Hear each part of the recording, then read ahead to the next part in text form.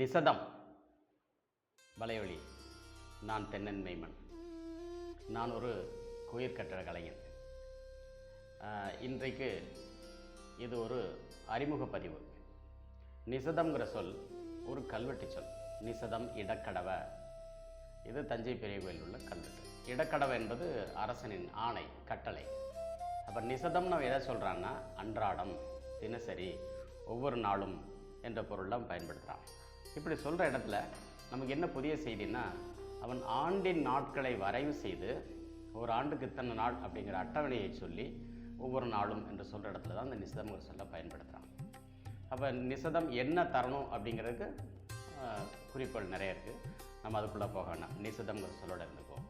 இப்போ இந்த வலையொலி என்ன சொல்ல வருதுன்னா, ஒவ்வொரு நாளும் ஒரு புதிய செய்தியை கல்வெட்டு சான்றுகளிலிருந்தோ அல்லது கோயில் கட்டுமான நுட்பங்களின் சான்றுகளிலிருந்தோ தஞ்சை பெரிய கோயிலை மையப்படுத்திய வலையொலியாக இது சில காலம் இருக்கும்.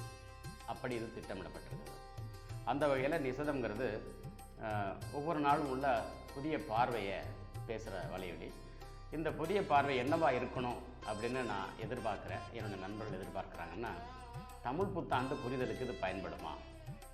தமிழ் புத்தாண்டு அன்னைக்கு தமிழ் புத்தாண்டுங்கிற பெயரில் இல்லைனாலும் ஆண்டில் முதல் நாள், அது உரிய நாள், அதை அரசே அறிவித்தது, இந்த சான்றுகள் உள்ள நிறுவனமாக தஞ்சை பெரிய கோயில் இருக்கிறது பேசப்படும். இப்போ இன்றைக்கி இது தேவையா? இதில் அரசியல் வலிமை உண்மையிலே இருக்கா அப்படின்னா, இதில் மட்டும்தான் தமிழர்களுக்கு அரசியல் வலிமை இருக்குது. தமிழர்கள் அரசியல் வலிமைங்கிறது என்ன? பொருளாதார வலிமைன்னா இல்லை, இன வலிமை. அது என்னென்னா, கிட்டத்தட்ட அந்த பொங்கல் வைக்கும்போது நுரை பொங்கி வர்ற மாதிரி, அது பொங்கி வர்றதுக்கு எந்த பெரிய ஆற்றலாக தேவைப்படுது இல்லை. அந்த முதல் சூட்டிலே அந்த நுரை பொங்கிடும். அந்த நேரத்தில் குலவை போட்டுருவாங்க. அப்போ விட்டுட்டு அப்புறமா பொங்கல் பானை இறக்கும்போது குலவை போட்டு பயன் இல்லை. அதனால் அந்த தொடக்கத்திலே அந்த பொங்கி வரக்கூடிய நேரத்தில் நம்ம புரிஞ்சுக்கிறதுக்கு அதுதான். அதனால் அந்த தலைநாள், ஆளும் கிழமை என்று சொல்லக்கூடியது, அது இந்த நிசதத்தின் வழியாக எளிதாக புரியும் அப்படிங்கிற நம்பிக்கை இருக்குது. நிசதம்ங்கிறது தமிழ் சொல் தானா அல்லது பேச்சு வழக்கான சொல்லா அப்படின்னா, இது அந்த ஒரு கல்வெட்டு சான்றில் தான் இருக்குது. ஆனால் நித்தம் அப்படின்ற சொல்லு நமக்கு பேச்சு வழக்காது. நித்தம் நித்தம் மாறுகின்றது எத்தனையோ அப்படின்னு கவி மாயவநாதனுடைய திரைப்பாடல் அப்படி சொல்லுது. நித்த வினோதம், நித்த வினோத பெருந்த சென்னை கல்வெட்டு பேசுது. அப்போ வினோதம்ங்கிறது வேறு எதையோ குறிக்க நம்ம நினைக்க வேண்டாம். தமிழில் அது விலோதம், வில்லின் உதைவை குறிப்பிடக்கூடியது. தின்கால் ஏற்ற வியலிரு விலோதம், தென்கடல் திரையின் அசைவழி படைப்பான் மதுரை காஞ்சி சொல்கிற இடத்துல அந்த வில்லின் உதைவான புதுமை அப்படிங்கிறது இருக்குது. இது புலவர்களுக்கு தெளிவாக தெரியுது. அதனால் இந்த சொல்லை அழகாக பயன்படுத்துகிறாங்க. நாம் தான் அதை புரிஞ்சுக்க மாட்டோம். இப்போ ஒரு கோடு போட்டு வாழ்ந்தவர்கள் எத்தனையோ, அப்புறம் குறி தவறி போனவர்கள் எத்தனையோ சொல்லும்போது, அப்போ கோடு போட்டு குறி வச்சு போகிறது தானே அப்படின்னா, ஆமாம், அதை தான் நிசதம் குறிக்குது. கொல்லா சதயம் குறித்த கொற்றமும் எண்ணியது முடித்த வேந்தனது சிறப்பம்னு இது கொற்றம் குறிக்கிறது.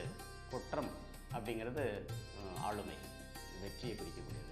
இப்போ இந்த ஆண்டு நாட்களில் பெறக்கூடிய வெற்றியவே இது குறிக்குதுன்னா, அப்போ அந்த நிசதம் ரொம்ப பொருளுள்ள சொல்லாக இருக்குது. அதனால் அந்த கிட்டத்தட்ட அந்த தலைப்பை தொடங்கிறது ஒரு டிக்மார்க் மாதிரியான ஒரு ஈவெண்ட்டு தான் அந்த தலைநாளை அறிவிக்கிறது. இது பெரிய கோயிலில் திருப்பரையறை செய்து தான் அறிவிச்சிருக்கான். ஆனால் பாண்டிய மன்னர்களும் கரிகாலன் போன்ற பேரரசர்களும் மூவேந்தர்களும் முரசரஞ்சு அறிவிச்சிருக்காங்க.